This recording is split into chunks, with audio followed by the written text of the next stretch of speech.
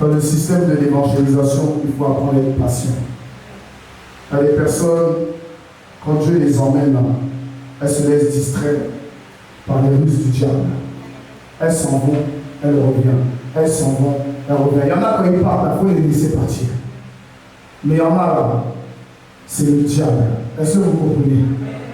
Et quand c'est comme ça, la Bible dit de laisser les 99 et d'aller chercher la 100e. Ça prend le temps que ça prend, mais la personne finit toujours par revenir. La manière dont elle revient, ce n'est pas tout le problème. Parce que quand Naomi est revenue à Bethléem, on n'a pas regardé à son état. Pourtant, tout le monde voyait que Naomi avait tout perdu. Quand elle partait, elle avait tout. Elle part avec son héritage, un peu comme le fils prodigue. Elle part avec son foyer. Elle part là où Dieu n'est pas. Et elle revient maintenant sans Dieu, les mains vides et en plus avec une étrangère. Et l'étrangère est rentrée maintenant dans la lignée de la tribu de Juda. Et d'elle est sorti Obed. D'Obed est sorti Isaïe. D'Isaïe est sorti David. De David est sorti Jésus. Est-ce que quelqu'un me comprend?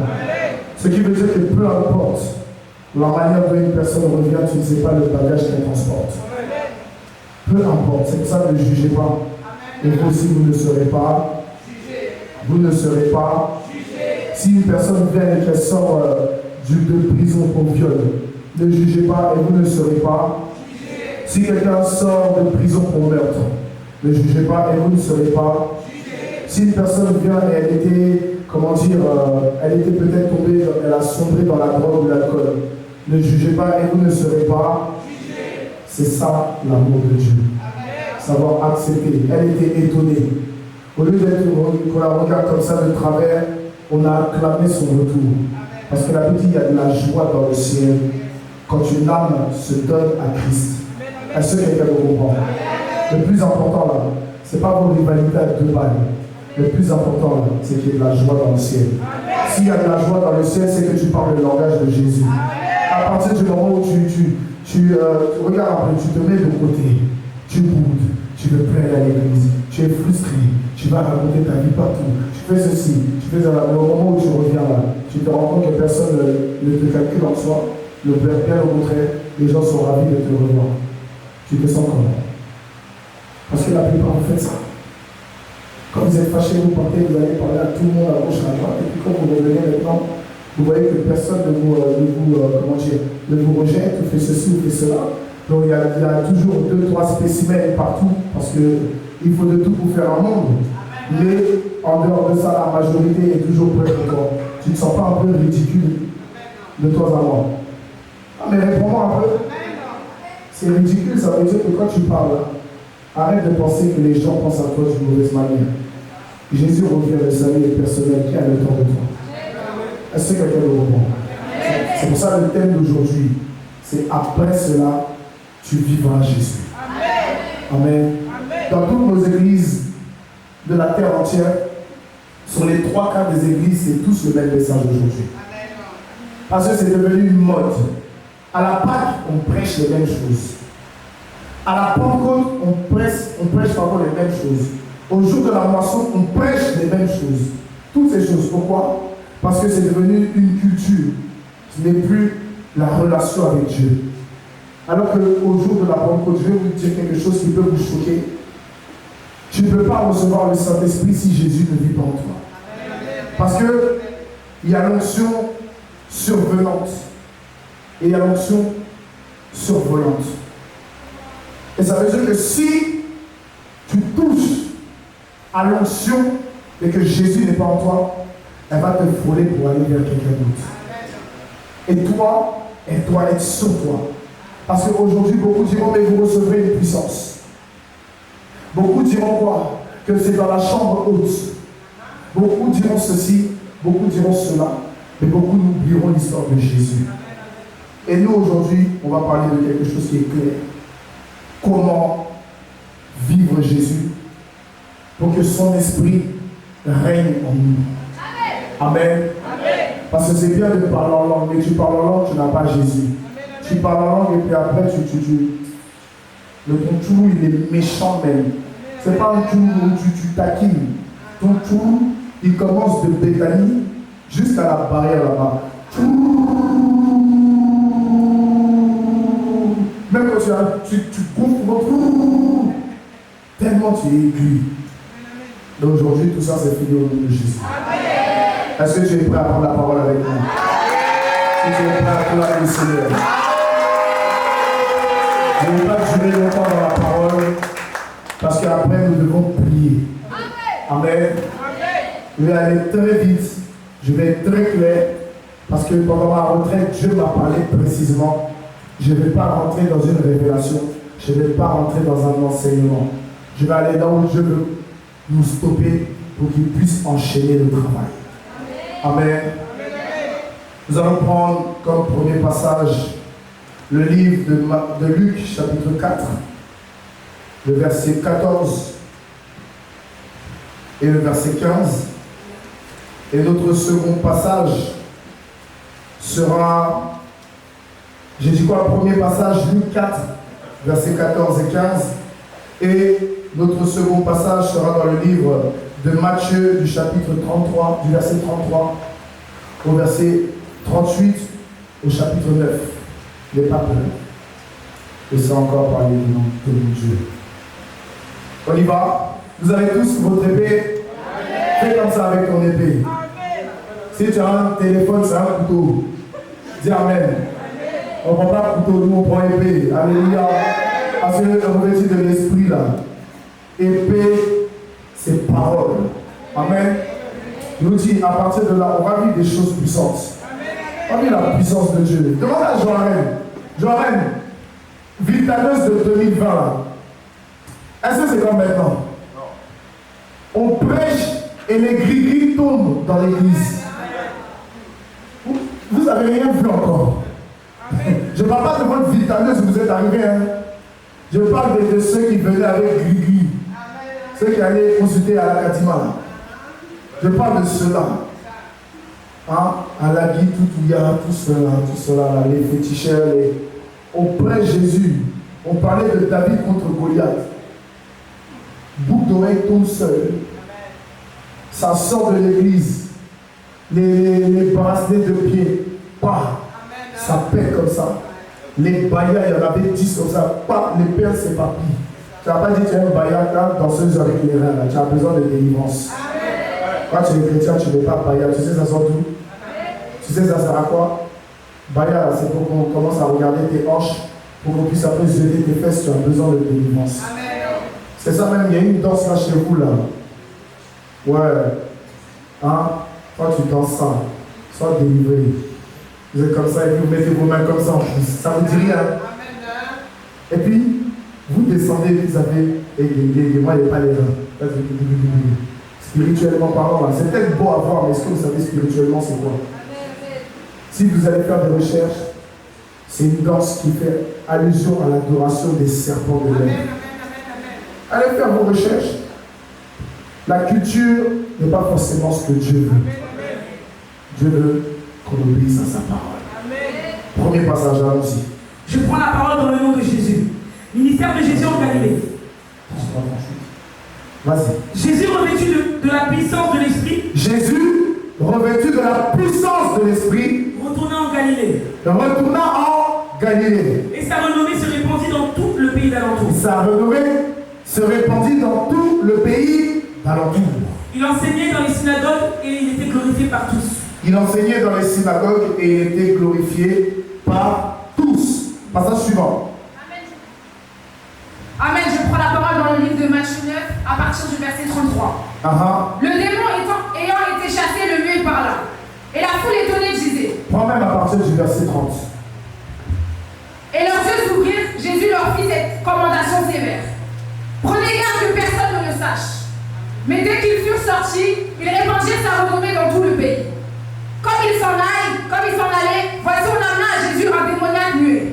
Le démon ayant été chassé, le muet par là, et la foule étonnée disait. Jamais de pareilles choses ne s'est vu en Israël. Jamais de pareilles choses ne s'est vu en Israël. Mais les pharisiens dirent, c'est par le prince des démons qu'il chasse les démons. C'est par le prince des démons qui chasse les démons. Compassion de Jésus pour la foule. Jésus parcourait toutes les villes et les villages enseignant dans les synagogues. Jésus parcourait toutes les villes et les villages enseignant dans les synagogues, prêchant la bonne nouvelle du royaume et guérissant toute maladie et toute infirmité. Voyant la foule, il fut ému de compassion pour elle, parce qu'elle était languissante et abattue, comme des brebis qui n'ont point de berger. Comme des brebis qui n'ont point de berger. Alors il dit à ses disciples, la moisson est grande, mais il y a peu d'ouvriers. Priez donc le maître de la moisson d'envoyer ses ouvriers dans sa moisson. Amen. Béni sois-tu, Seigneur, car tu es le véritable Dieu. Fasse ma personne, ma chair, que ton esprit nous communique, Seigneur, le message que tu veux nous véhiculer et que toute la gloire te revienne parce que nous sortirons étant toi en nous et nous en toi, au nom de Jésus. Amen. Amen. Nous sommes ici dans un culte spécial de la Pentecôte. La Pentecôte qui est synonyme, comment dire, d'une réaction que les hommes par contre, ne connaissaient pas et à laquelle ces hommes ne s'y attendaient pas. La Pentecôte est la manifestation d'une matière invisible qui appelle à l'existence ce qui n'existe pas. La Pentecôte, c'est un moment où on vit une promesse. La Pentecôte, c'est un moment où on devient surnaturel. On devient spirituel. La Pentecôte, on ne peut pas la vivre d'une manière charnelle. Mais pour pouvoir la vivre, nous devons avoir une préparation. Et dans le premier passage, la Bible nous fait comprendre quelque chose. Quel est le premier verset? Jésus, revêtu de la puissance de l'Esprit, retourna en Galilée et sa renommée se répandit dans tout le pays d'alentour. Il enseignait dans les synagogues et il était glorifié par tous. Est-ce que vous entendez? Il fut revêtu de quoi? Dites-moi. De la puissance de quoi? De l'Esprit. Mais pourtant, quand on remonte, on nous fait comprendre qu'après ce baptême, c'est ce même Esprit qui nous transporte dans le désert. Sans préparation, tu ne peux pas vivre de Pentecôte. Est-ce que quelqu'un me comprend? Mon petit, viens, on va accélérer. Viens, joue pour moi. Reste même sur celui-là. Sans accélération, tu ne peux pas vivre une vraie Pentecôte. Parce que si tu ne passes pas par le désert, tu ne peux pas voir l'intensité de la volonté de Dieu par son esprit dans ta vie. Tu ne peux pas. Mais lui, sont sortis du désert, que la Bible dit qu'il est revêtu de la puissance de l'esprit. Et après, il retourna en Galilée. Et quand il retourne en Galilée, alors sa renommée va s'accroître. Est-ce que quelqu'un veut comprendre? Et au travers de cela, fais-moi si c'était à refaire. Au travers de cela, ce qui va arriver, c'est que Dieu va commencer à faire en sorte que son nom aille partout. Pourquoi? Parce qu'il devait être glorifié par tous. Mais Jésus ne prendra jamais cette gloire pour lui. Il dira toujours, je suis en le Père. Le Père est en moi. Et celui qui m'a vu a vu le Père. Mais Jésus savait qu'il n'était pas un homme comme les autres. Jésus savait qu'il n'était pas fait pour vivre longtemps ici. Pourquoi? Au temps d'Abraham, lorsque les visiteurs sont arrivés, alors il va se passer quelque chose. Les visiteurs sont venus, mais pour une courte durée. Si on regarde bien, ça n'a pas fait plus de 72 heures. Parce que le chiffre 3 est sacré pour Dieu. Est-ce que quelqu'un me comprend? Et par la suite, quand on regarde à ce que Dieu me fait, alors la Bible nous montrera combien de fois les gens aimaient Jésus. Pour vivre une Pentecôte, tu dois vivre un témoignage et dans les cieux et sur la terre. On doit t'apprécier en haut comme en bas. Ce qui veut dire que pour pouvoir vivre une Pentecôte extraordinaire, il faut avoir un cœur aimant. Il faut avoir un cœur disposé. Il faut avoir un cœur serviable. Un cœur respectable. Tu ne peux pas enfermer des gens dans ton cœur et puis espérer recevoir la puissance de l'esprit. Tu ne peux pas avoir de la rancœur et puis espérer que Dieu va descendre sur ta vie. Même si on dit que Dieu est le spécialiste des cas impossibles, mais la parole reste la parole. Il y a des cas exceptionnels. Et vers la fin, la Bible dit qu'on ne se moque pas de Dieu. Ce que l'on sème, c'est ce que l'on moissonne. Est-ce que quelqu'un peut comprendre? Et la Bible dit quoi dans ton passage? Comme il s'en allait. J'avais fini, non? Dieu te bénisse. Comme il s'en allait, voici on amena à Jésus un démoniaque muet.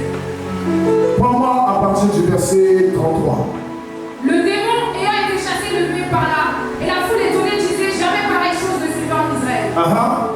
Mais les pharisiens dirent, c'est par le prince des démons qu'il chasse les démons. Est-ce que vous entendez? Un autre point encore qu'il faut comprendre pour vivre une Pentecôte qui est puissante. Les gens qui sont habitués à être religieux ne doivent pas comprendre par quelle autorité tu travailles. Parce qu'eux, ils travailleront sur la pratique de la loi. Toi, tu travailleras sur la pratique de la parole. Parce que celui qui est en toi est plus fort que celui qui est dans le monde. Et à cause de cela, quand tu dis au nom de Jésus, tu seras semblable à un disciple qui est comme Paul. Mais eux, quand ils vont faire, ils seront semblables aux 7 fils de Sheba. Parce que la Bible dit, nous connaissons Jésus. On connaît Paul prêchant Jésus, mais vous qui êtes-vous? Et comme ils ne sont pas habitués à ce genre de choses, tellement que Dieu utilise Jésus, ils vont dire que c'est quoi? Ils vont dire que c'est quoi? Il agit par quoi? Coucou, tu peux lire? Tu me regardes là, il faut lire. Mais oui. Jésus parcourait toutes les villes. C'est par le prince des démons qui chasse les démons. C'est par le prince des démons qui chasse les démons. Mais pourtant, la Bible dit, un royaume peut-il se combattre lui-même? Ce royaume ne peut subsister. Ce qui veut dire que si véritablement c'est le prince des démons qui est en train de l'utiliser, pourquoi il y a une délivrance? Il est censé avoir une destruction. Ce qui veut dire que nous, pour opérer dans le surnaturel, on ne doit pas avoir le prince des démons, mais le prince de paix. Et si on a le prince de paix, à ce moment-là, parce que le châtiment qui nous donne la paix est tombé sur lui et par ses meurtrissures nous sommes guéris, nous pouvons utiliser les dons spirituels. Et dans les dons de puissance, il y a ce qu'on appelle la foi, la guérison et le don d'opérer les miracles. Et à cause de cela, le Seigneur montrera une chose. Lorsqu'il partira en haut, il dira, voici les signes qui accompagneront ceux qui auront cru. En mon nom, chasseront les démons. Voilà un autre critère de don, une autre catégorie de dons qui arrive. Ce n'est plus une question de puissance. Beaucoup pensent que la délivrance se fait par la puissance. La délivrance se fait par le discernement. La délivrance s'opère par l'onction prophétique. Pourquoi? Parce que c'est le don de prophétie qui arrive. C'est le don de discernement des esprits qui est mis au-devant de toute chose. Dans le cas contraire, tu ne peux pas chasser un esprit.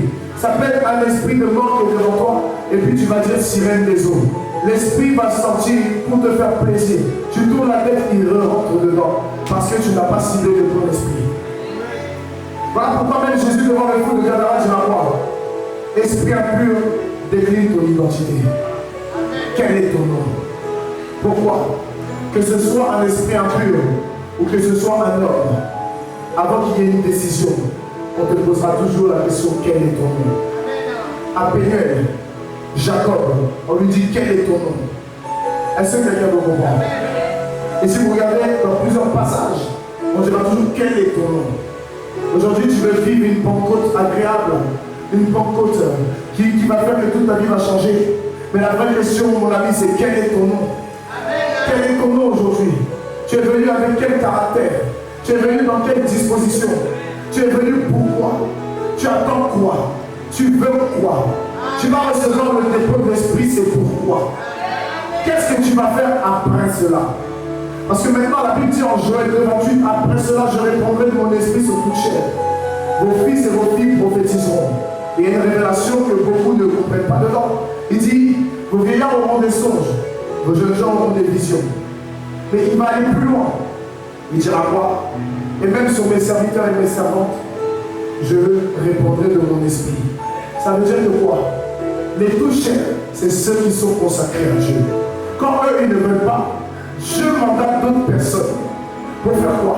Pour pouvoir les remplacer et pour pouvoir les utiliser à leur place. Quand quelqu'un est appelé de Dieu, quelqu'un est consacré à Dieu, quelqu'un ne veut pas servir Dieu, quelqu'un fuit l'appel de Dieu étant consacré, Dieu ne parlera jamais, Dieu ne te poursuivra pas. C'est ton choix, c'est ta décision. Tu vas vivre les conséquences, mais pendant que quand tu fais, il y a quelqu'un qui est déjà en train d'être formé dans le secteur. Pendant que quand tu fais, il y a quelqu'un qui est déjà en train de s'établir là où tu es censé être établi. Pendant que toi tu fais, il y a quelqu'un qui est en train de commencer à être positionné là où toi tu es oublié.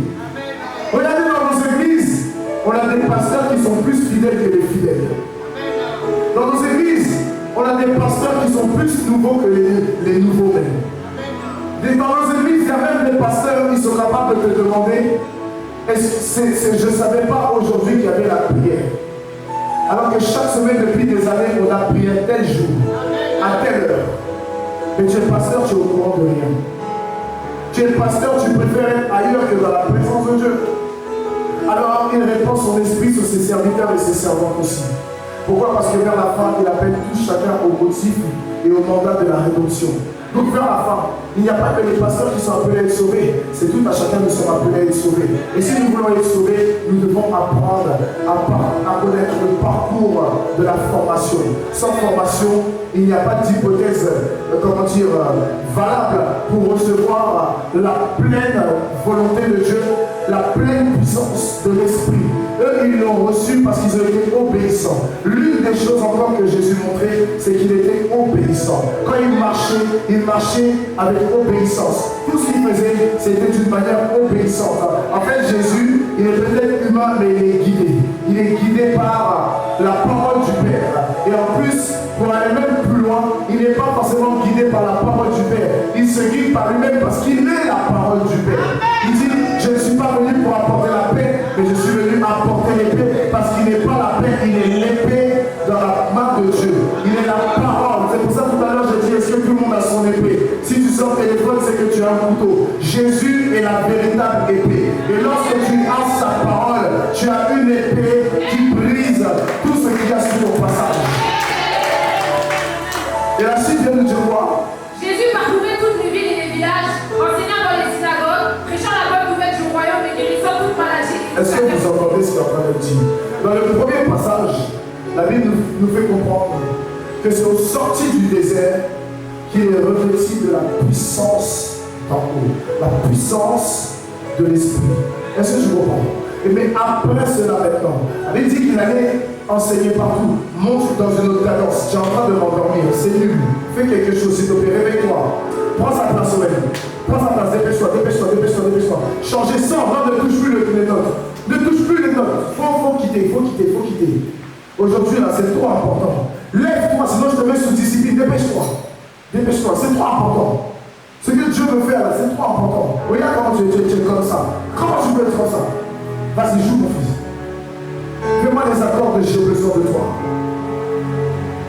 Voilà. Maintenant, joue en peur en haut. Voilà. Et tu vois, revêtu de la puissance d'en haut, Elisabeth, viens un peu. Revêtu de la puissance d'en haut, quand il arrive, il va commencer à parcourir la Galilée. Et en parcourant la Galilée, quelqu'un peut le suivre, mais pas derrière elle. Quelqu'un peut le suivre. Et pendant qu'on le suit, d'autres personnes s'ajoutent, mais pas derrière eux. Pourquoi? Tout simplement parce qu'au travers de la parole, mais pas derrière eux, la parole vient et elle convainc les cœurs. La parole vient et elle commence à établir des vies, mais pas derrière eux. Et vous allez voir que cette parole commence à devenir une contagion. Cette parole commence à devenir, comment dire, quelque chose que tu ne peux pas oublier. Et vous voyez, à cause de la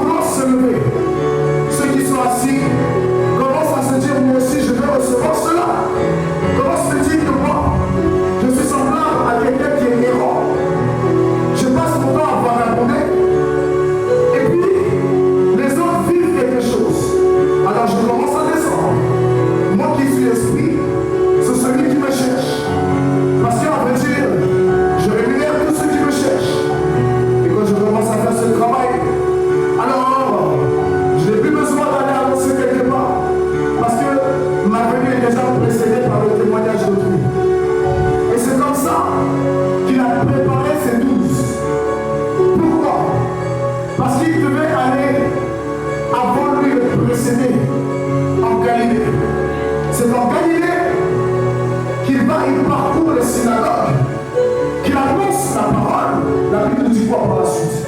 Voilà la foule. Il fut ému de compassion pour elle, parce qu'elle était languissante et abattue comme des brebis qui n'ont point de berger. Est-ce que vous comprenez? Jésus était ému de compassion. Pourquoi? Il était ému de compassion parce qu'il voyait une foule, et cette foule avait besoin d'aide.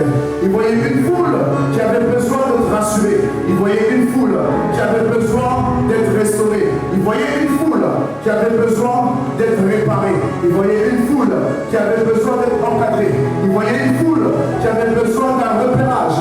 Il voyait une foule qui avait besoin de quoi? D'une boussole. Et lui, il dit quoi? Il dira pas à cette foule, mais il dira à ses disciples, en l'occurrence à Thomas, écoute, je suis le chemin, je suis la vérité et je suis la vie. Et lui ne vient au Père que par moi. Ce qui veut dire, Thomas, à partir d'aujourd'hui, tu m'appelles mon Seigneur et mon roi, et il va falloir que tu puisses annoncer ma parole. Parce qu'en annonçant ma parole, tu es en train de dire que je reviens bientôt. En annonçant ma parole, tu es en train de prévenir quelqu'un qu'une vie sans moi est une vie qui sera remplie d'échecs. Une vie sans moi est une vie perdue d'avance. Une vie sans moi est une vie qui n'aura pas d'évolution. Une vie sans moi s'appelle élévation en bas, mais tu n'atteindras jamais le haut. Pourquoi? Parce que c'est revêtu de la puissance d'en haut qui fut rempli de l'esprit. Et c'est par l'esprit qui fut conduit en Galilée. Ça veut dire qu'en fait la Pentecôte commence dès ta préparation. C'est le travers de ta préparation que tu es en train de te donner, d'être disponible pour recevoir l'infusion de l'esprit. Mais si tu ne te prépares pas au préalable, tu ne peux rien recevoir parce que tu n'en fais qu'à ta tête. Et quand tu n'en fais qu'à ta tête, les autres tu les regardes, mais toi tu ne vis rien. Pourquoi? Il y a ceux qui sont les acteurs et il y a ceux qui sont les spectateurs. Et les spectateurs auront toujours quelque chose à dire, mais les acteurs auront quelque chose à ressentir. Pourquoi? Parce que celui qui est en nous n'est pas celui qui donne à tout le temps parler. Parce que notre Dieu ne parle pas en vain. Notre Dieu ne parle pas pour rien. Notre Dieu, quand il parle, c'est de manière précise. Lorsqu'on a ramené la femme adultère qui a été la pandémie, Jésus a dit parler longtemps. Jésus n'a pas parlé longtemps. Jésus a dit quoi? Si quelqu'un n'a jamais péché, qu'il lance à cette femme la première pierre. Après ça, il a baissé sa tête et il a continué d'écrire sur la terre. Et il y a une question que je me pose. Pourquoi il écrit sur la terre? Parce qu'il a vaincu la terre. Il a vaincu la poussière. Il a même pris son courage à deux mains pour pouvoir épargner la poussière lorsque cette femme devait arriver. Parce que si on prend Genèse 3, la Bible nous dit, tu as été tiré de la terre, tu es poussière, tu retourneras à la poussière. Mais parce que lui, dans le désert, il a vaincu toutes sortes de tentations, il a pris le fardeau de la poussière. Il a pris le fardeau de la terre en plein cœur du désert. Là où il a été tenté, mais en sortant de là, revêtu de la puissance d'en haut. Alors il se lève comme quelqu'un de fort, comme quelqu'un de puissant, mais quelqu'un de faible aux yeux des hommes. Pourquoi? Parce que selon les hommes, Jésus est faible. Mais spirituellement parlant, tu ne peux pas tenir devant mon Jésus. Jésus est trop grand, Jésus est trop fort, Jésus est trop puissant, Jésus est trop glorieux, Jésus est trop admirable, Jésus est au-dessus de tout. Jésus n'a pas dit son dernier mot. Jésus est à la tête et jamais à la queue. Les gens pensent que Jésus est trop faible, mais c'est parce qu'ils voient un Jésus sur un pendentif. Mais moi je parle d'un Jésus qui est véritablement allé sur une vraie croix. Il est parti, on l'a pendu sur une croix, on a cloué ses mains et ses pieds. Mais malgré tout là-bas, il y a quelque chose encore qu'il faisait. Il demandait pardon pour ces personnes. Mais la Bible dit ici qu'il était ému de compassion. Parce qu'il voyait un peuple qui était semblable à des brebis qui étaient comment? Ah ma fille, elles étaient comment? Qui n'avait point de berger. Elle n'avait point de berger. La Bible nous dit, et c'est là maintenant qu'on comprend une chose. Si on n'a pas de stabilité spirituelle, on ne peut pas avoir l'appartenance en Jésus. Jésus dit en Jean 10, je suis le bon berger. Mais il va plus loin dans Jean 10, verset 27. Si je ne me trompe pas, il dit, mes brebis entendent ma voix et elles la reconnaissent.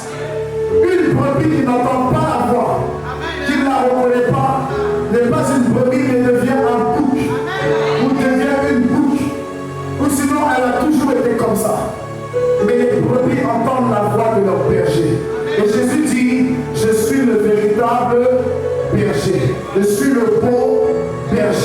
Et la Bible dit, en Psaume 23, verset 1, l'Éternel est mon berger, je ne manquerai de rien.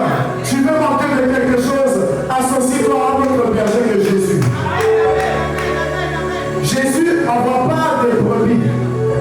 Les rois de Dieu ne sont pas des bergers, mais ce sont des gardiens. La Bible dit, le berger entre par la porte. Le gardien ouvre la porte et il garde les brebis lorsque le berger s'en va. Ce qui veut dire que vers la fin, malgré les turbulences, si le bon berger s'en va, il sait qu'il a laissé en place des gardiens. Et ces gardiens doivent payer le prix, même si c'est plus fort que ce qu'ils ont connu. Même s'ils doivent pleurer, ils doivent payer le prix. Même s'ils doivent être abandonnés, ils doivent payer le prix. Parce que Jésus dira en Jean 17, Père, de toutes les brebis que tu m'as donné de garder, je n'en ai perdu aucune, mis à part le fils de la perdition. Est-ce que quelqu'un me comprend?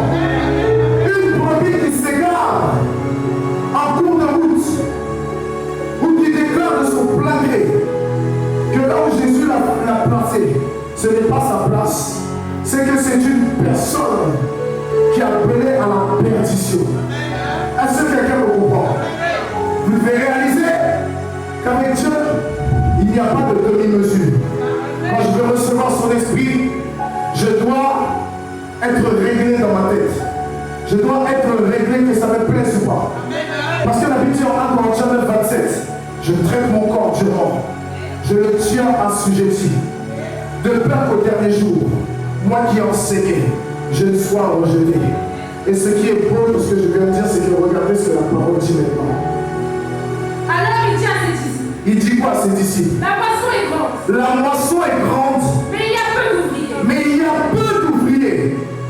Priez donc le maître de la moisson. Priez donc le maître de la moisson. D'envoyer des ouvriers dans sa moisson. Afin d'envoyer ses ouvriers dans sa moisson. Amen. Ce qui veut dire que pour Jésus là, les véritables disciples, c'est ceux qui sont envoyés. Amen. Les véritables disciples, c'est ceux qui sont envoyés. Amen. Quand on t'envoie, tu dis non, tu n'es pas disciple. Amen. Parce que le disciple, on le voit sur le terrain. Amen. Jésus n'avait pas besoin d'avoir quelqu'un à ses côtés. Lorsqu'il a fini à la décapade avec le pain et le poisson, il leur a dit prenez la barque.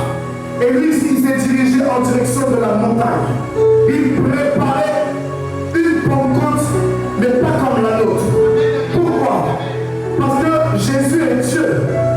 Et si Jésus est Dieu, étant homme, comme le pasteur le disait hier, pour nous qui étions là-bas, il va parler, mais en parlant, il est limité parce que c'est un homme. Donc il se prépare à revenir, mais il ne reviendra pas d'une manière où il te parlera et quand il va tourner le dos, tu diras autre chose. Il te préparera à être convaincu dans ton cœur. Parce que la Bible dit, je ne vous laisserai pas orphelin, mais j'enverrai pour vous le consolateur.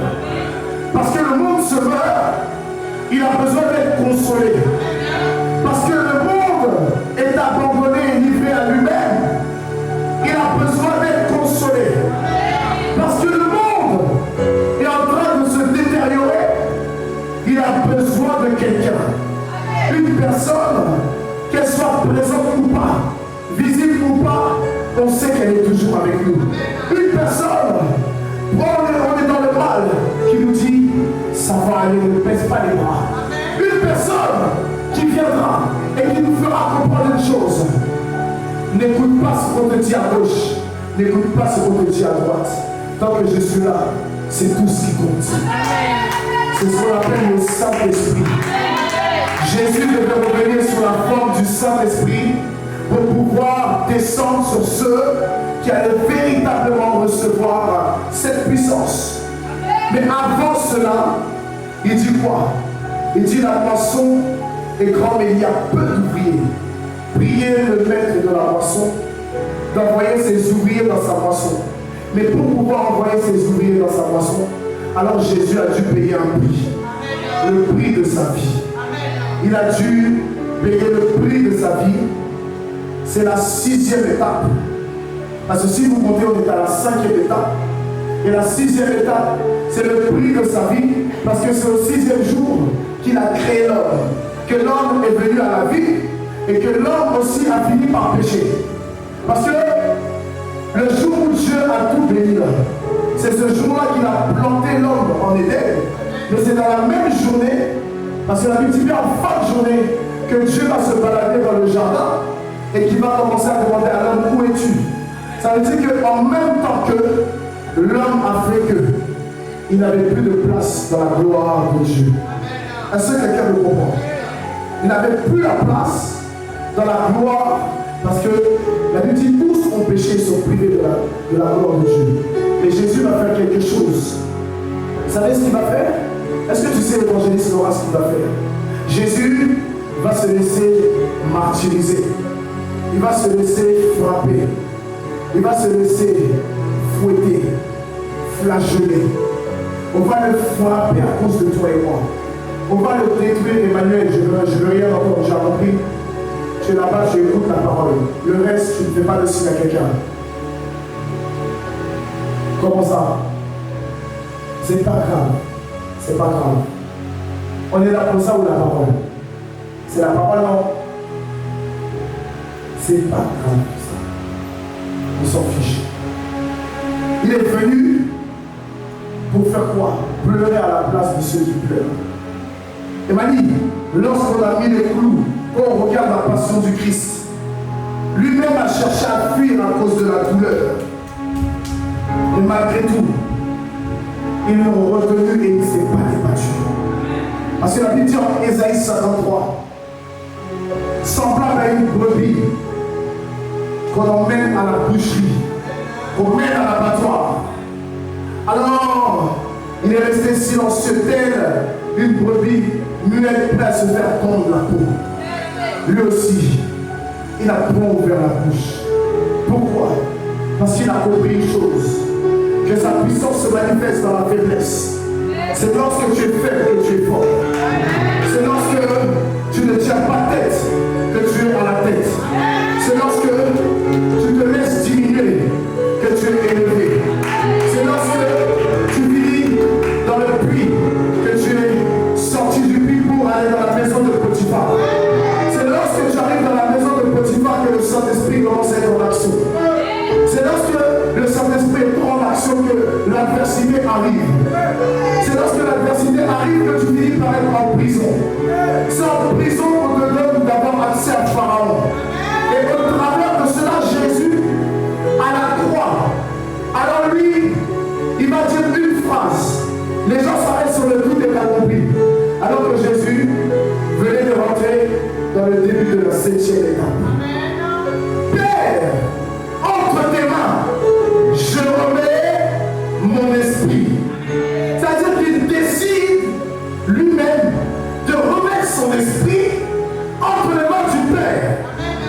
Mais la Bible dit, tel il est, tel nous sommes. Pourquoi nous n'arrivons pas à remettre notre esprit entre les mains de Dieu? C'est tout simplement parce que nous ne sommes pas encore enfants de Dieu. Tant que tu n'es pas enfant de Dieu, tu ne peux pas suivre Dieu. Tu feras comme tu le souhaites, à l'heure que tu veux, quand tu le veux. C'est le jour de la Pentecôte, beaucoup sont sur des terrasses. C'est le jour de la Pentecôte, beaucoup sont en train de se promener en mini-jupe avec les ventres à l'air. C'est le jour de la Pentecôte, il y a un peu de vent, mais parce qu'il fait beau, on met une toute petite jupe évasée qui arrive à peine en bas des fesses. Mais on dit qu'on sert à l'église. Jour de Pentecôte. Et on veut recevoir la puissance de Dieu. On veut rester dans les départements. On veut continuer à servir Dieu. Quand on veut servir Dieu, là, on est discipliné. Quand on veut servir Dieu, on ne vit pas n'importe comment. On ne marche pas n'importe comment. On ne fait pas n'importe quoi. On ne s'avance pas dans tout. Mais on reste en retrait. Jésus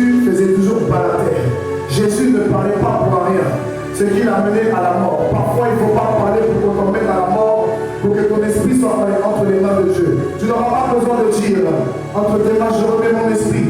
Mais l'esprit rend témoignage à mon esprit que je suis enfant de Dieu. Et parce que je suis enfant de Dieu, j'ai un défenseur.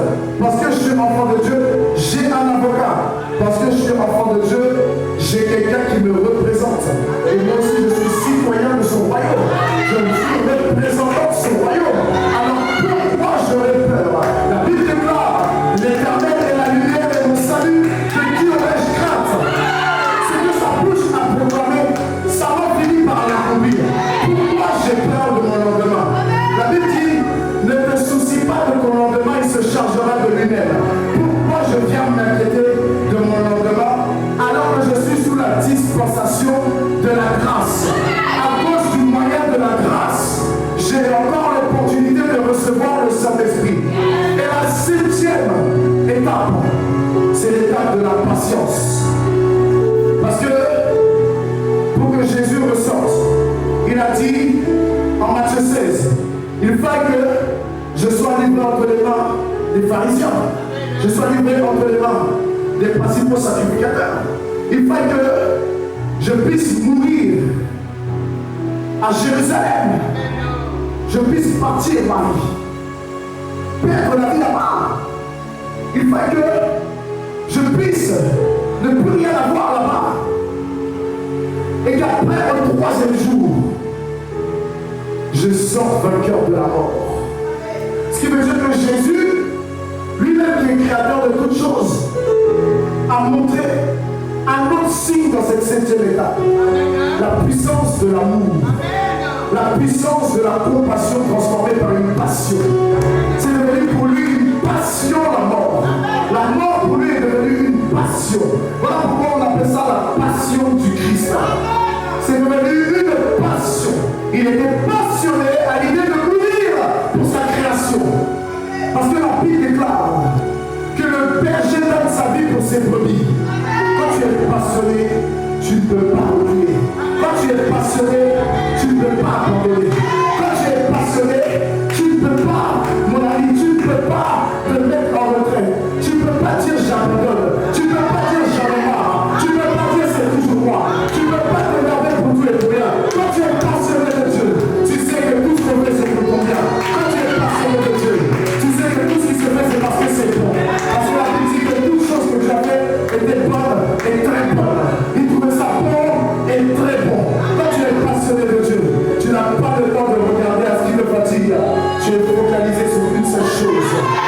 Le prix de la vocation céleste en Jésus-Christ. Voilà pourquoi il dit que nous sommes bénis de toute bénédiction spirituelle dans les lieux célestes en Jésus-Christ. Sans Jésus-Christ, il n'y a pas de Saint-Esprit. Sans Jésus-Christ, il n'y a pas de Père. Sans Jésus-Christ, il n'y a pas de salut. Sans Jésus-Christ, il n'y a pas de foi. Sans Jésus-Christ, il n'y a pas de vie éternelle.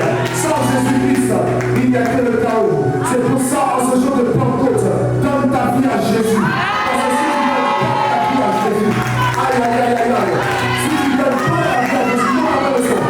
Si tu ne donnes pas ta vie à Jésus, comment l'Esprit rendra témoignage de toi? Comment après tu seras un instrument? Comment? Lui-même dans sa préparation, partout il allait prêcher, il allait enseigner. Ça veut dire qu'il prend un groupe de personnes, il les enseigne, il les prêche et il démontre. Jésus est en nous. Nous devons enseigner, nous devons prêcher, nous devons démontrer. Nous pouvons être encore au stade où on lève les mains, on reçoit et on s'endort dessus. On doit lever les mains pour recevoir l'enseignement, donner l'enseignement, recevoir la prédication, donner la prédication, recevoir la guérison, donner la guérison. On est pas sauvé pour aller sauver. Il est temps d'aller impacter le monde. Parce que Romains 19 dit que le monde a aussi avec un ardent désir la révélation des fils de Dieu. Seuls les fils de Dieu sont conduits par l'Esprit. Et vous recevrez une puissance. Le Saint-Esprit sera sur vous. Et vous serez aimés.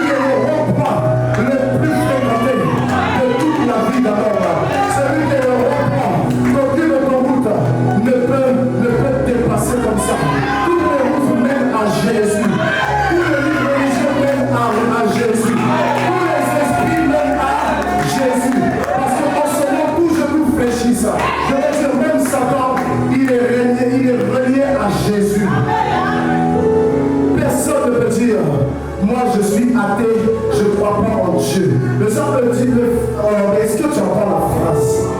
Je ne crois pas en Dieu. Comment tu ne peux pas croire en Dieu alors que tu dis que tu ne crois pas en Dieu? Quelqu'un qui ne croit pas n'en parle pas. Mais quelqu'un qui dit je ne crois pas en Dieu croit déjà plus que moi en Dieu. Parce que pour pouvoir dire je ne crois pas en Dieu, il faut avoir des hypothèses. Et si tu as des hypothèses, c'est que ce Dieu tu l'as expérimenté, ce qui fait qu'au final, tu crois en Dieu.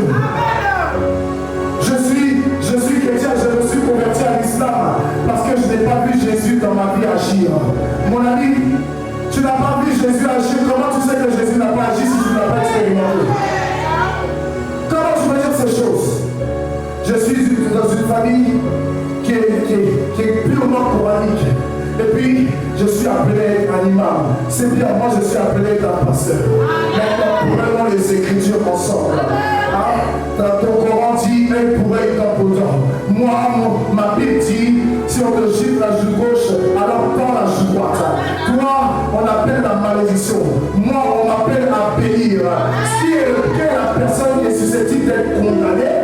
Et qui est la personne qui est susceptible d'être sauvée? Qui est la personne qui est susceptible de recevoir un Saint-Esprit? Et qui est la personne qui est capable d'être sauvée par le Saint-Esprit?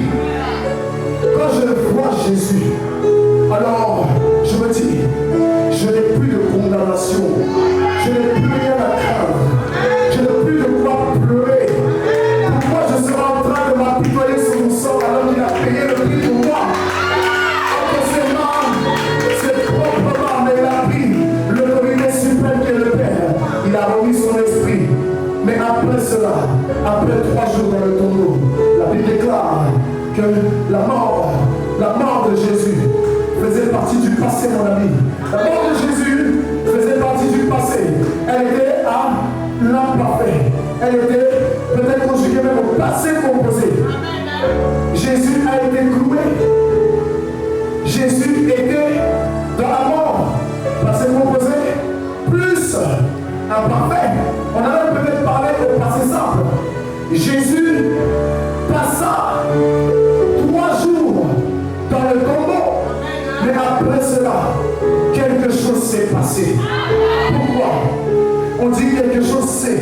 Pourquoi? Parce que la Bible déclare en Hébreux 13, verset 8 que Jésus-Christ est le même hier, aujourd'hui et pour l'éternité. Je veux parler d'un Dieu qui ne fait pas partie du passé. Je veux parler d'un Dieu qui de la prison t'emmène dans la grandeur. Je veux parler d'un Dieu qui de la mort te fait passer à la vie. Il est lui-même la porte qui emmène à la vie. Il dit quoi? Si tu savais qui était en face de toi, qui était le nom de Dieu, ce ne serait pas moi qui te demanderai à boire, mais c'est toi qui me demanderas à boire. Car l'eau que j'ai est une eau vive. La femme samaritaine dira, alors donne-moi de cette eau afin que je n'aille plus m'abreuver dans cette vie. Le puits des hommes, c'est un puits où tu auras toujours soif. Mais le puits de Dieu, c'est le puits où tu reçois le Saint-Esprit. Le puits de Dieu, c'est l'endroit où tu es formé. C'est l'endroit où tu étanches ta soif. Pourquoi Dieu dit dans le livre des Juges qu'il ne peut pas donner la victoire aux hommes face au Madianite à Gédéon? Parce que les hommes à Dieu, c'est par leur force. Mais c'est parce qu'ils sont allés à 300. Mais pourquoi 300? Parce qu'il n'y avait que 300 qui l'appelaient. Ils étaient en train de l'appeler comme les chiens. Ils regardaient devant. L'esprit est en mouvement, mais l'esprit dans toutes les directions. L'esprit est prudent. Voilà pourquoi la Bible déclare une chose. Soyez prudents comme des serpents, mais saints comme des colomбes. Quand je suis semblable à cela, alors je suis capable d'éviter tout danger. Je suis capable de faire attention à ma vie. Je suis capable. Ça m'a eu 1 fois, ça n'aura pas 2 fois. Ça m'a eu 2 fois, ça n'aura pas 3 fois. Ça m'a eu 30 fois, ça n'aura pas 31 fois. Pourquoi? Parce que c'est à la 30e année que Jésus a fait surface, qu'il a été baptisé, qu'il a été dans les eaux, que le ciel s'est ouvert, le Saint-Esprit est descendu. Mais regardez, le Saint-Esprit descend vers lui, mais maintenant lui-même on retire au Saint-Esprit de monter. Quelle est cette personne? La Bible dit, à qui même le vent et la mer sont soumis. Quelle est cette personne à qui l'Esprit est soumis? Je veux dire à quelqu'un, il y a un nom qui soumet toute personne. Il y a un nom qui soumet toute personne. Allez, tu n'as pas entendu. Il y a un nom qui soumet toute personne. Et ce nom, c'est le nom de Jésus. C'est Jésus. Il n'y a pas d'autorité. Sans Jésus, il n'y a pas de soumission. Sans Jésus, il n'y a pas de solution. Je te présente une une solution maintenant. La solution, c'est Jésus-Christ de Nazareth. Ici, je te présente une solution. La solution, c'est Jésus-Christ de Nazareth. Et Mali, je te présente une solution. La solution, c'est Jésus-Christ de Nazareth. Il a été revêtu de l'Esprit après être sorti du désert. Laisse-moi te dire aujourd'hui, c'est aujourd'hui que tu sors du désert. Je ne sais pas quel désert tu traverses. Peut-être que c'est le péché, peut-être que c'est l'impudicité, peut-être que c'est l'immoralité sexuelle, peut-être que c'est je ne sais quoi, la drogue, peut-être que c'est les bagarres, peut-être que je ne sais quoi. C'est toi qui connais ta vie. Mais aujourd'hui, tu sortiras de ce désert. Que le diable veuille, que le diable ne le veuille pas. Tu vas sortir de ce désert. Revêtu de la puissance de l'Esprit. Après cela, tu vivras Jésus. Après cela, tu vivras l'Esprit. Après cela, tu vivras le Père. Parce que celui qui te verra Jésus. Et celui qui voit Jésus verra le Père. Je ne dis à une personne, la condamnation s'arrête ici et maintenant. La condamnation qui repose sur toi s'arrête ici et maintenant. Parce que vous recevrez une puissance. Ils étaient ensemble dans un même lieu, dans une chambre haute. Puis tout à coup, parce qu'ils ont persévéré à cause de la patience de Jésus, alors quand Jésus est monté, eux aussi ont persévéré. Ils ont pas persévéré pendant 3 jours. Ils ont persévéré 2 fois 30 jours. Et au bout de 60 jours. Alors, il y a une révélation qui est en train de rentrer dans mon esprit. Au bout de 60 jours, c'est là que des langues de feu commencent à leur parvenir. Pourquoi? Parce qu'au 6e jour,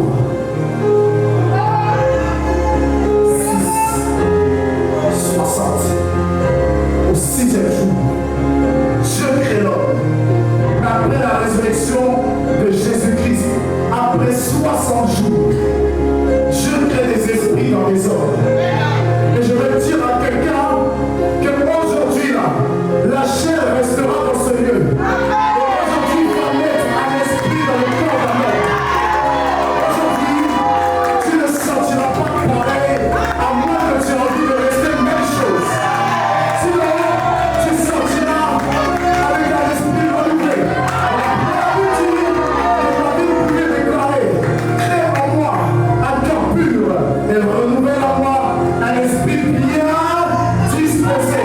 Parce que la chair est faible, mais l'esprit est bien disposé. Si quelqu'un est disposé, qui se tienne debout et acclame le Saint-Esprit. Est-ce qu'on va acclamer le Saint-Esprit?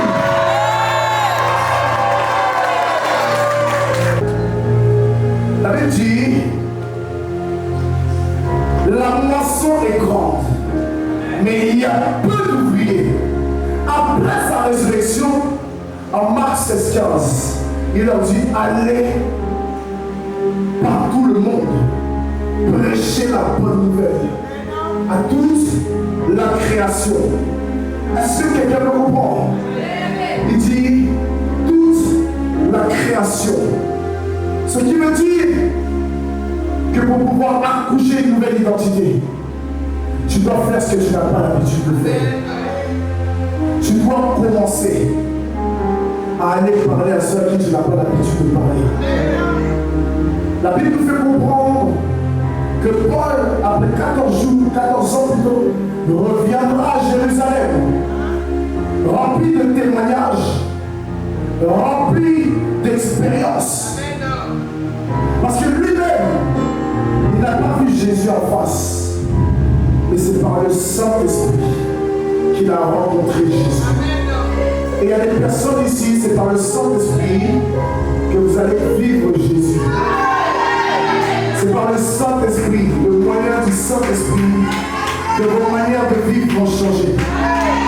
Pendant trop longtemps, vous avez essayé par vos propres forces, en disant, vas-y, aujourd'hui je change, c'est fini. Mais Zacharie chapitre 4, au verset 6 nous dit, ce n'est ni par la force, ni par la puissance, mais par mon esprit, dit l'Éternel. C'est par mon esprit, dit l'Éternel. Parce que lorsque l'esprit est là, il n'y a plus de temps. Il n'y a plus de temps. Parce qu'il veut travailler. Il veut travailler. Il veut agir. Il veut se démontrer. Et il se répand. Et quand il se répand, il ne demande pas la permission à quelqu'un. Il le fait parce qu'il en a envie. Il le fait parce qu'il te voit disposer. Il le fait parce qu'à ce moment précis, tu es sincère. Parce qu'il ne marche que dans la vérité. Il ne marche que dans la vérité. Il ne marche que dans la vérité. Que dans la vérité. Tu as essayé par tes propres moyens. Mais écoute-moi, si tu n'as pas réussi, essaye par le Saint-Esprit aujourd'hui. Tu es toujours attristé. Tu es dans une famille ou à des périodes précises, il y a toujours des morts. Essaye maintenant de sortir de ce cycle par le Saint-Esprit. Parce que Jésus a dit quoi? Recevez le Saint-Esprit. Vous voulez véritablement vivre la gloire de Dieu? Recevez le Saint-Esprit. Vous voulez véritablement témoigner de la puissance de Dieu précis? Recevez le Saint-Esprit. Vous voulez véritablement qu'il change votre quotidien? Recevez le Saint-Esprit. Vous voulez véritablement qu'il n'y ait plus de condamnation? Recevez le Saint-Esprit. Vous voulez véritablement être des gens vivants et non des morts? Recevez le Saint-Esprit. Vous voulez véritablement que le témoignage soit palpable au point de changer la vie de plusieurs? Recevez le Saint-Esprit. C'est en le recevant et en le gardant que tu deviens non ce que tu veux, mais ce que lui veut. Et quand tu deviens ce que lui veut, alors je es prêt. Parce qu'il dit quoi? Tous ceux qui croiront et seront baptisés seront sauvés. Mais ceux qui ne croiront pas sont déjà condamnés. Voici les signes qui accompagneront ceux qui auront cru. En mon nom, ils chasseront les démons. Ils parleront de langues nouvelles. Aujourd'hui, ceux qui ne parlent pas en langue, apprêtez-vous. Vous ne sortirez pas d'ici sans recevoir le baptême de l'Esprit. La Bible dit, ils auront à boire aussi quelques breuvages. Et même si ça les attend, cela ne leur fera pas de mal. Cela plutôt ne leur fera pas de mal. Ils imposeront les mains aux malades. Et les malades seront guéris. Après ça, Jésus va monter. Et voici que les disciples partaient selon la parole que Jésus leur avait dit. Mais maintenant, quand on continue dans la Bible, il y a une chose qui se passe. C'est que on nous fait comprendre que Dieu travaillait avec eux, mais ils se sont arrêtés. Pourquoi? Parce qu'un zèle extrême est égal à un zèle amen. C'est pas parce qu'on reçoit le Saint-Esprit qu'on est forcément prêt à faire certaines choses. Tu peux recevoir le Saint-Esprit et tu peux avoir toute la foule que tu veux. Et puis ce n'est pas le temps de Dieu. Et si ce n'est pas le temps de Dieu et que tu vas vite, tu finis par te prendre une gamelle. Et la gamelle, tu risques de ne pas pouvoir t'en relever. Regardez par exemple tous ces hommes de Dieu qui vont vite et qui explosent. Et un jour comme ça, tout leur retombe dessus. Ils n'arrivent plus à gérer la situation. Pourquoi? Parce que ce n'était pas basé sur le Saint-Esprit.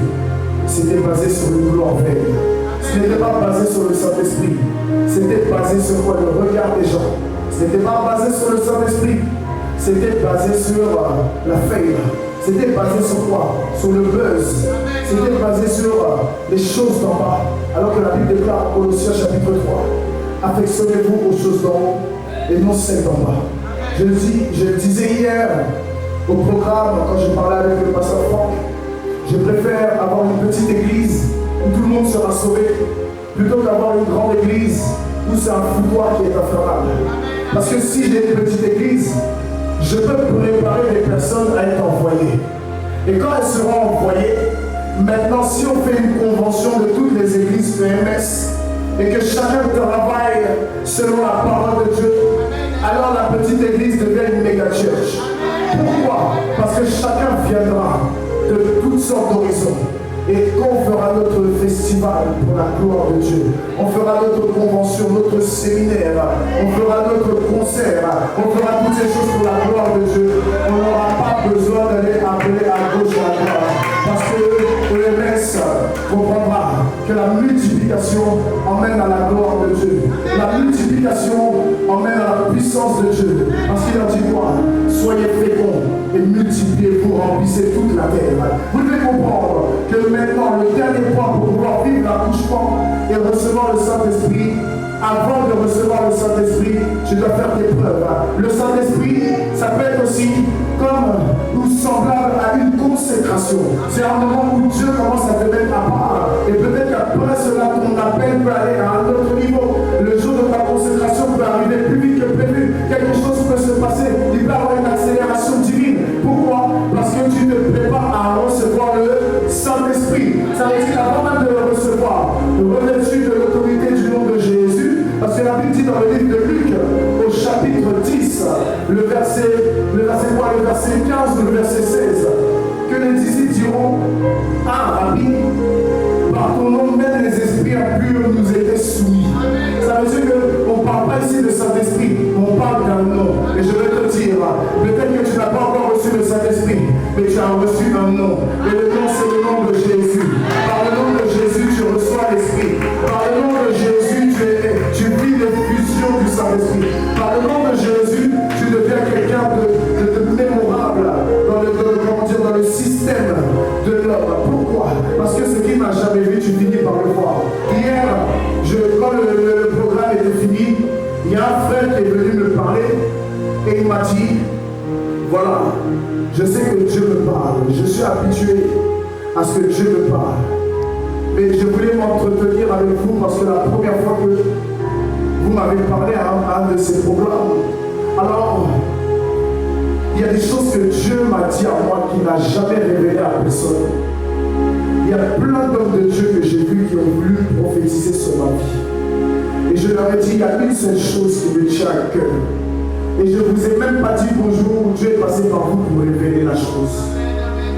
Et depuis ce jour, j'essaie de m'entretenir avec vous, mais je ne sais même pas comment vous approcher parce que je sais que vous êtes un véritable homme de Dieu. Les hommes doivent témoigner que tu es vrai. Ce n'est pas à toi de dire que tu es vrai.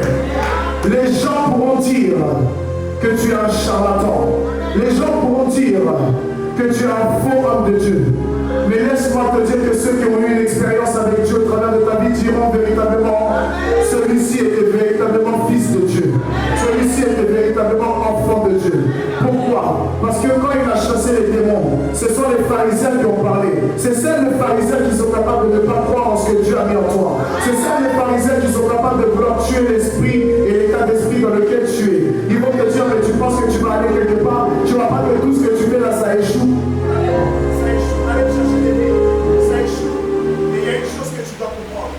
Malgré que ça échoue là, le Seigneur te prépare déjà à une ascension grande. Amen. Joseph pensait que c'était mort pour lui. Il y a quelque chose qui s'est passé. Il y a quelque chose qui s'est passé. Est-ce que quelqu'un me comprend? Amen. Il y a une gloire qui s'est dessinée.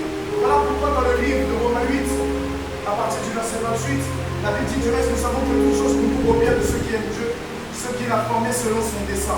Quand tu es selon le dessein de Dieu, tu peux voir la puissance de Dieu. Quand tu es selon le dessein de Dieu, tu n'as pas besoin de pleurer parce que tu marches simplement par l'obéissance. Tu ne fuis jamais Dieu. Tu ne fuis pas, même s'il y a le péché, tu ne fuis pas. Allez, viens, donne-moi tes piles. Quand tu m'as emmené piles, c'est un système. Tu vas comprendre. Tu ne fuis pas parce que tu as péché, tu t'es fait choquer. Parce que tu as péché, maintenant tu es dans le mal. Tu commences à faire quoi? Tu commences à comment on appelle ça là? C'est quoi qu'on fait pour on pêche? Non. Il y a un état là dans lequel on vit. Tu culpabilises. Tu commences à culpabiliser à cause de culpabilité. Non seulement tu fuis la présence de Dieu, et puis tu continues dans ton bordel. Tu continues dans tes bêtises. Tu continues dans tes colos. Tu continues dans tout ce qu'il ne faut pas parce que tu te dis: je suis bon à ça. Tu es devenu actrice ou acteur du culte de charisme. Tu n'es pas bon à ça. Tu es bon pour la gloire de Dieu. C'est une erreur de parcours, mais le parcours du combattant, c'est comment dire, le parcours du combattant, je suis convaincu qu'il est suivi de la foi. C'est par la foi que la main de Dieu se pose sur Jésus. Jésus était en train de souffrir. Il était en train d'aller à Golgotha, mais il n'a pas eu peur. Il a gardé la foi. Parce que lui-même est créateur de la foi. Il maîtrise la foi. Je veux te dire, maîtrise la foi et le Saint-Esprit sera en toi. Même si tu penses que c'est fini, maîtrise la foi. Et tu comprendras que le Seigneur est avec toi. Tu es tellement en train de culpabiliser que tu as même arrêté de prélever tes dîmes. Tu es tellement en train de culpabiliser que tu as oublié c'est quoi faire une offrande à Dieu. Tu es tellement en train de culpabiliser que tu as oublié c'est quoi adorer Dieu. Mais mon ami, la culpabilité ne vient pas de Dieu, c'est toi qui autorise Satan à venir dans ta vie. C'est parce que tu as un mauvais caractère. C'est parce que tu as un problème de caractère. Mais si tu sors de ce caractère pour commencer à venir vers Jésus, tu comprendras pourquoi Matthieu, qui avait sorti son couteau, a rangé son couteau, et au lieu de sortir son couteau, il a utilisé l'épée de la parole pour gagner plus de 3000 personnes à Jésus après la Pentecôte. Je vais dire à quelqu'un, après la Pentecôte, des milliers, des millions de personnes entendront parler de l'évangile qui sortira de ta bouche. Après la Pentecôte, peu importe mon ami, tu as peur de t'engager, le Saint-Esprit va mettre en toi un esprit bien disposé. Aujourd'hui, il y a des personnes qui sont établies. Aujourd'hui, j'ai une secrétaire devant à qui je peux tout déléguer. J'ai la responsable de pasteur à qui je peux déléguer des choses. Je peux commencer à parler à certaines personnes et puis je peux me retirer. Je peux aller faire ceci, je peux aller faire cela. Si je m'en vais prêcher dans un pays étranger, je peux donner des directives et puis je sais qu'il y a des personnes à qui je dirai vont obéir à la lettre et je sais que l'église restera gardée. Ceux qui ne viendront pas seront des idolâtres. Pourquoi ce sont des idolâtres? Ils viennent pour le pasteur mais ils ne viennent pas pour Jésus. Aujourd'hui, l'idolâtrie va tomber au nom de Jésus et le Saint-Esprit va prendre toute la place pour que tu puisses voir la main de Dieu, pour que tu puisses voir son onction te changer, pour que tu puisses voir que le véritable créateur de toutes choses, ce ne sera jamais un pasteur, mais c'est Jésus de Nazareth. C'est Jésus de Nazareth. C'est pour ça que tu dois te dire à chaque jour de ta vie, Jésus, tu es mon autel. Jésus, tu es mon alliance. Jésus, tu es mon offrande. Ce que je te le redonne parce que tu es mon offrande. À chaque fois que je donne à Dieu, en fait, je suis en train de donner Jésus. Parce que Jésus est en moi. Et quand l'or et l'argent lui appartient, je donne sa personne en sacrifice. Et le degré de mon sacrifice emmène Dieu à agir dans ma vie. Pourquoi? C'est au travers de cela. Il y a une chose, je vais te choquer. Est-ce que tu sais que quand tu fais des offrandes, parfois ta vie ne change pas à cause de tes offrandes? Pourquoi? Celui qui ne sait pas donner avec sacrifice ne pourra jamais recevoir un bénéfice. Non seulement Jésus, regardez quelque chose. Jésus a donné sa vie sacrificielle, tu comprends? Après ça, il a pris l'esprit qui était descendu sur lui, se posait comme une épaule, il l'a fait remonter en haut. En haut, il a pris l'apparence de l'esprit, parce qu'il est incorruptible, et il est redevenu Dieu. On l'appelle roi des rois, Seigneur des seigneurs. On l'appelle agneau de David, agneau de Dieu, rejeton de David, l'étoile brillante du matin. On l'appelle par de multi-noms. Pourquoi? Parce qu'il a payé un prix pour. Est-ce que quelqu'un le comprend? Dans le ciel, on lui a redonné son nom qui est la parole de Dieu. Voilà pourquoi on prêche la parole de Dieu. Prêcher Jésus, c'est prêcher la parole de Dieu. Quand tu vas évangéliser et tu commences à annoncer des paroles de connaissance au lieu d'annoncer Jésus, tu n'es pas en train d'évangéliser, tu es en train de séduire la personne en face de toi. Ce n'est pas une parole de connaissance qui va faire que tu seras utilisé. C'est la manière dont tu vas parler de Jésus. La Bible déclare que Paul dira, j'ai bâti comme un sage architecte, Apollos a arrosé et Dieu a fait croître. Ce qui veut dire que c'est la parole de Dieu qui fait tout. Ce n'est pas toi, ce n'est pas moi, c'est la parole de Dieu. Je veux dire à quelqu'un, prêche la parole. En toute occasion, insiste de manière favorable ou non, continue d'annoncer Jésus-Christ. Si quelqu'un ne veut pas aller gagner des âmes, il ne veut pas l'effusion de l'esprit. Si quelqu'un ne veut pas aller gagner des âmes, il ne veut pas l'effusion du sang. Si quelqu'un ne veut pas gagner des âmes, il ne peut pas vivre Jésus. C'est pour ça que tous ceux qui ne vont pas à l'évangélisation ont toujours un manque dans leur vie parce qu'ils n'ont pas Jésus dans leur vie. Pour pouvoir annoncer Jésus, il faut avoir Jésus dans sa vie.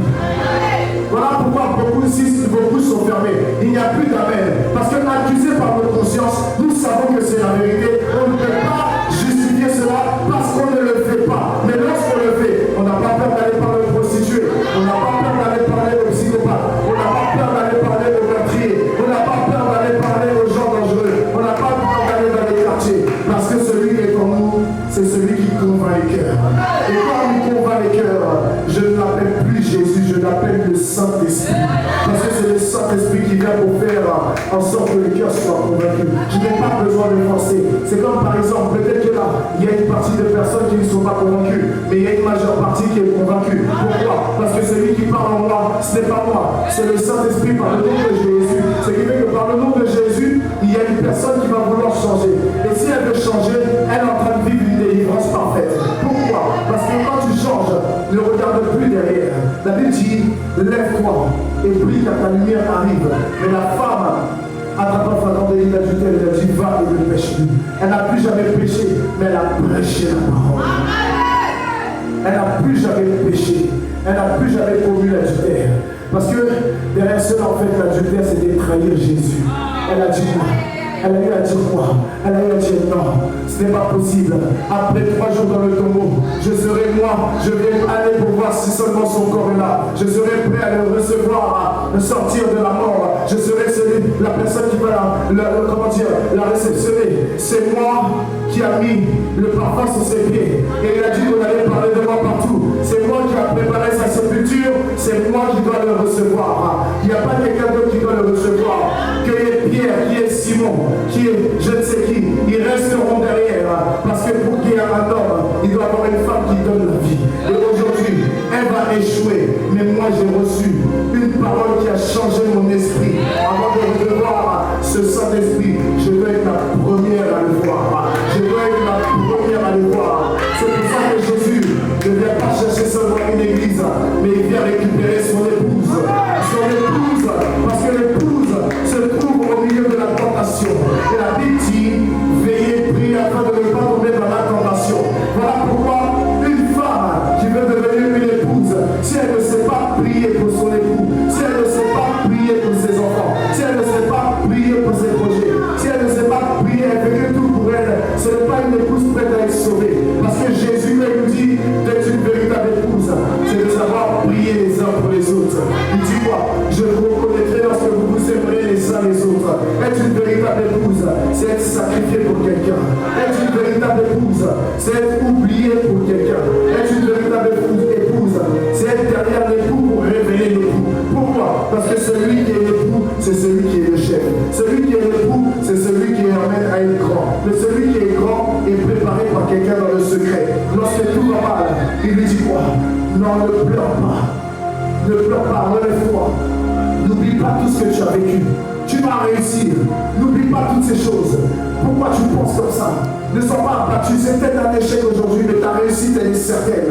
Et c'est ce que le Saint-Esprit fait. Parce que le Saint-Esprit est le coach de vie. Le Saint-Esprit est celui qui motive nos vies. Lorsqu'on a envie d'aller pécher, on a envie de tout foutre en l'air, on a envie de rétrograder. Il y a cette chose qui fait qu'on est bloqué. Il y a cette chose qui fait qu'on ne peut pas. Il est en train de nous garder.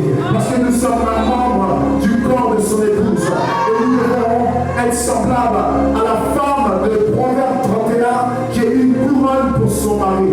Nous devons être portés par fierté par la personne de Jésus. Jésus, quand il sera dans sa félicité, alors quand il mettra cette couronne, c'est lorsqu'il nous dira entre dans la joie de mon Père. Bon et loyal serviteur, bonne et loyale servante. Et je crois véritablement qu'à cause de ce jour de la Pentecôte, tu ne seras plus focalisé sur l'onction, mais tu seras focalisé sur le service de Dieu, focalisé sur l'évangélisation, focalisé sur les âmes qui se perdent, les âmes qui se meurent. Parce que la vision de cette église est basée sur Romains 19. Le monde aussi attend-elle avec un ardent désir la révélation des fils de Dieu. C'est lorsque vous avez cette révélation que vous commencez à avoir le fardeau. Et c'est au travers de cela que là où les autres ne veulent pas, vous êtes capable de dire Seigneur, moi, envoie-moi. Il y a une personne, à cause du culte de dimanche dernier, qui m'harcèle toute la semaine. Elle a passé le temps à m'harceler. Papa, les pasteurs ne veulent pas. Moi, je suis là. Envoie-moi. Et après, consacre-moi quand il faut. Envoie-moi. J'en ai marre de te voir tout le temps parler ou tout le temps en train de soupirer à cause de mes frères consacrés qui ne pensent qu'à eux, qui ne font rien. Moi, je suis prêt. Envoie-moi. Ils ne veulent pas. Dis-moi les principes qu'il faut respecter. Je les respecterai, mais envoie-moi. Je lui ai dit, ce n'est pas le temps. Il dit, papa, on peut forcer le temps à arriver. Envoie-moi.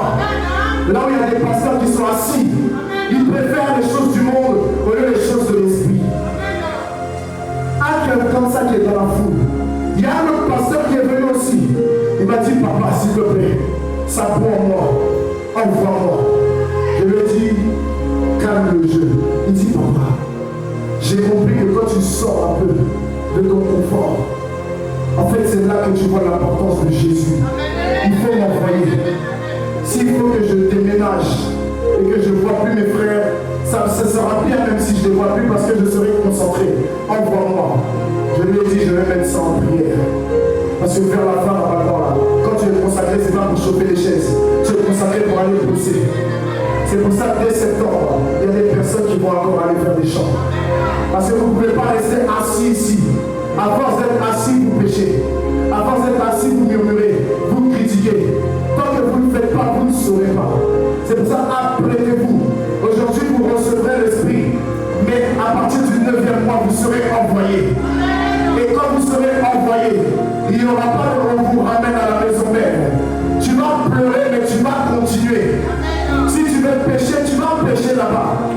Mais une chose est sûre, dans ton péché, tu vas connaître délivrance. Tu sais pourquoi? Parce que tu auras des personnes sous ta responsabilité. Et à cause de ce que tu ne veux pas foirer, même quand tu auras foiré, tu te diras, je ne peux pas. Je ne peux pas rester assis. Je vais me lever. Et je vais prendre mes responsabilités. Je vais me lever. J'ai peut-être péché aujourd'hui, mais demain je ne pécherai pas. Mais j'empêcherai quelqu'un de pécher. Demain, ce sera moi qui sera capable de lever mon frère et de lui dire, va et ne pêche plus. Ce sera moi qui sera capable de lui dire, lève-toi, tu as 100 toi. Et après cela, la vie va changer dans la vie d'une personne. Toutes choses vont changer. Pourquoi? Parce que je commence à avoir confiance en mon Dieu. Est-ce que tu comprends ma vie? Et confiance en lui. Et confiance en lui. Je ne veux plus entendre que tu as peur, que tu es ci, tu es ça, ou que les autres te regardent. Parce que tu as quelque chose que les autres n'ont pas. Tu as quelque chose que les autres n'ont pas. Je vous le dis, il y a des choses qui vont se passer. À partir de ce dimanche, il y a des choses qui vont se passer. À partir de ce dimanche, il y a des vies qui vont changer. À partir de ce dimanche, tenez-vous debout. Il y a des situations qui vont changer. À partir de ce dimanche, il y a des situations qui vont changer du tout au tout. Vous allez vivre l'onction, vous allez vivre la gloire de Dieu. Parce que le Saint-Esprit va commencer à s'établir. Il va commencer à descendre. Il va commencer à travailler. Il va commencer à descendre. Je vous le dis, le Saint-Esprit va commencer à changer de vie. Il va commencer à transformer des cœurs. Il va convaincre des cœurs. Il va convaincre des vies. Le Saint-Esprit à l'œuvre. Tu vas prier. Tu vas dire, Saint-Esprit, je veux connaître le parcours de la formation afin de te recevoir pleinement. Je ne veux plus te recevoir et te voir partir loin de moi. Je veux véritablement vivre ta gloire. Je veux connaître tous les aspects de toi que tu dois me donner de connaître. Élève ta voix et ne prie pas, mais crie au Seigneur. Crie vers le Seigneur. Crie vers le Seigneur. Lorsque vous étiez dans la chambre haute, il n'était pas en train de grandir. Il n'était pas en train de prier. Ils étaient dans un temps d'intercession. Dans la patience. Ils étaient dans l'intercession. Dans la patience. Ils étaient dans l'intercession. Et le Seigneur est prêt à se